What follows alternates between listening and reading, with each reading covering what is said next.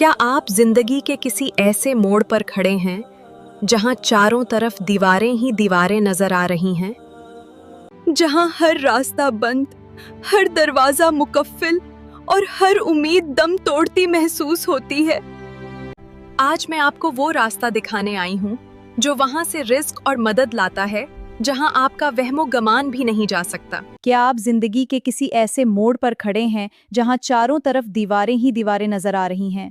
कभी नौकरी की तलाश में थक हार कर बैठ जाना, कभी अपनों के बदलते लहजे और टूटते रिश्तों का दर्द, कभी नौकरी की तलाश में थक हार कर बैठ जाना, कभी अपनों के बदलते लहजे और टूटते रिश्तों का दर्द, और कभी जीप की वो खाली तंगी जो इंसान को अंदर से खोखला कर देती है। कभी कभी हम तन्हाई में बैठकर सोचते हैं कि क्या मेरे हालात कभी बदलेंगे, क्या मेरी पुकार सुनने वाला कोई है?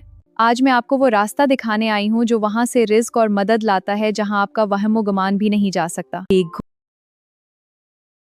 इस्तग़फ़ार का एगो रास्ता है इस्तिग़फ़ार का। यकीन माने, जब आप इस्तिग़फ़ार की तस्बीह थाम लेते हैं तो कायनात के फैसले बदलना शुरू हो जाते हैं। लोग समझते हैं इस्तिग़फ़ार सिर्फ गुनाहों की मुआफ़ी है, नहीं, ये तो आने वाले कल की हिफाजत है। इस्तिग़फ़ार का मतलब है पर्दा पूशी और हिफाजत। रोजाना 7000 मुर्तबा इस्तग़फ़रल्लाह का वर्द, सिर्फ 7 दिन के लिए, बस 7 दिन। ऐसे पढ़ना है जैसे एक भटका हुआ मुसाफिर सहरा में पानी के लिए तड़पता है।